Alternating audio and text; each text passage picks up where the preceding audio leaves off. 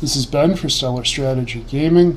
We do how-to videos for Dungeons & Dragons 5th edition for both players and dungeon masters. Today we're going to be talking about making characters for fun more than for optimization. In one of the first games I played in, one of the other characters was playing a Dragonborn Paladin, and as we leveled up, he essentially min-maxed the character every way he could through multi-classing feats and so forth. Now, as a new player, I wouldn't have known how to do that had I wanted to, and it got a little bit frustrating at times. It was a situation where it wasn't always clear what was the point of my character being there when we had this massive brawling tank. And of course, as you get a little bit more advanced in the game, you find out that fighting isn't all there is to it. There's also your deception abilities, your stealth abilities, and so on and so forth. But I began to carry that mentality into whatever character I was making. So if I was making a skill monkey, it was definitely, the bard rogue multi-class, multiple instances of expertise skill monkey. And same thing with my fighting classes. It would always be a multi-class or otherwise optimized to do the most possible damage. After a few years of this, I started to find that it just wasn't as much fun to play that way. And I started making characters that were a little bit more for the enjoyment of playing them. I'm going to introduce you to one of these characters right now. He is Cobrialis Marigold, and he introduces himself as Cobrialis Marigold of the Shallow Pond Marigolds. His friends call him Cobbs, and he's a high elf rogue. In level 3, he became an arcane trickster, so we're going to go through this guy a little bit. Now, in this world, Marigold is a little bit like the last name Smith among the elves, and Shallow Pond is a euphemism for a swamp. So essentially, this person introducing himself, it's sort of like if someone were to say, "I'm John Smith of the St. Louis, Missouri Smiths." It's not impressive, but he's saying it in such a way that it sounds important and even pretentious. Because he's not from a particularly wealthy family, he decided to improve his fortunes by getting into the import-export business without any kind of licensing or permission from anyone in power. And after a hilarious misunderstanding with the local authorities that may or may not have involved the words on pain of death, Cobbs was obliged to leave home and become an adventurer. His stat breakdown is pretty standard for a rogue: high dex, high intelligence, pretty good wisdom and charisma.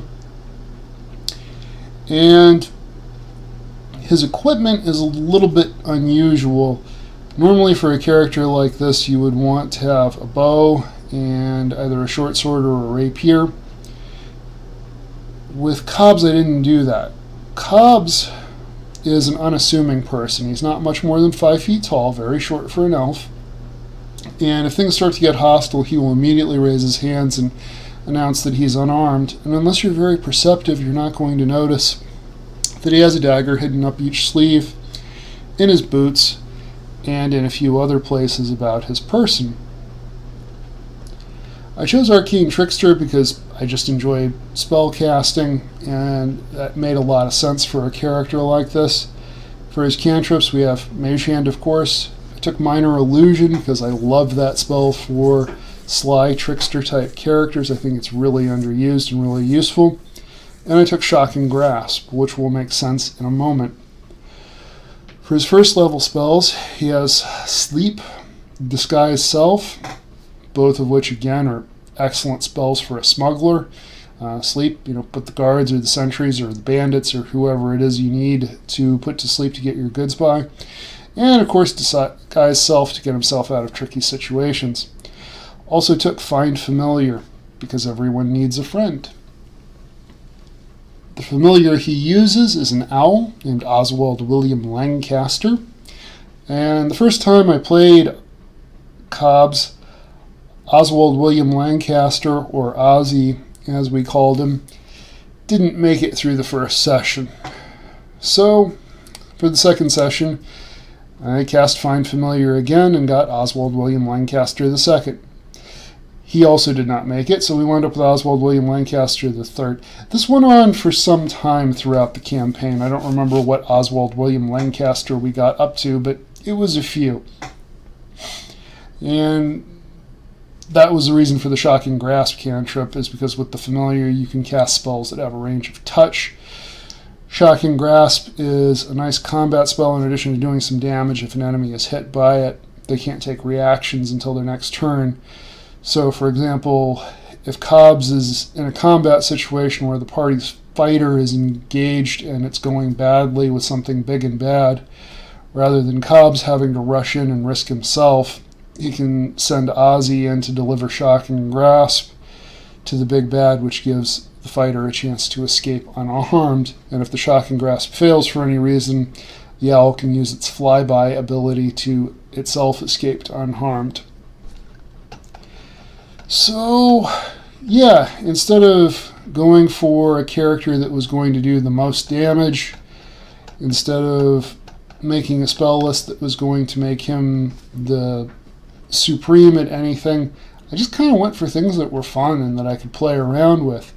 Now you might be saying, well, wait a minute, the dagger choice is a little bit odd, but rogues do most of their damage through sneak attack anyway. And the owl is kind of cute, but Find Familiar is a great spell. You can look through the familiar's eyes and use it to scout ahead or to find danger. You can cast spells through it. You can do all this stuff. Yeah, that's true. I built this character to be fun for the entire party, not just for myself. And for me, that's a really key component of this, and this is what I think min-maxers kind of miss out on, is that while there's definitely a certain thrill to have your multi-class rogue fighter just doing tremendous amounts of damage and carving his way through enemies, when you have a character that's built that way, it doesn't really give other people something to do for the most part. Sure, the cleric can heal you, maybe the wizard casts spells here and there, but you're building the entire character just for you and not for the overall enjoyment of the party. Obviously, this is easier to do with some classes than others. Magic users are very customizable. If you're playing a fighter, a barbarian, or a paladin especially, those tend to be single-purpose classes, and nobody can fault you for playing them in a way that sort of gets the most damage done, because that's what they're there to do. But do consider some of the subclasses of them that might give you a little bit more options, both for flavor, so you're not sitting there stacking dice while the rest of the table are role-playing, and also for gameplay, essentially for the same reason, so you have something to do if you have a couple of sessions without combat. For example, it's an Unearthed Arcana thing, and I know some tables don't allow that, but there is a fighter build called Aether Twin. It basically can make a copy of you it becomes inert if it's more than a certain distance from you.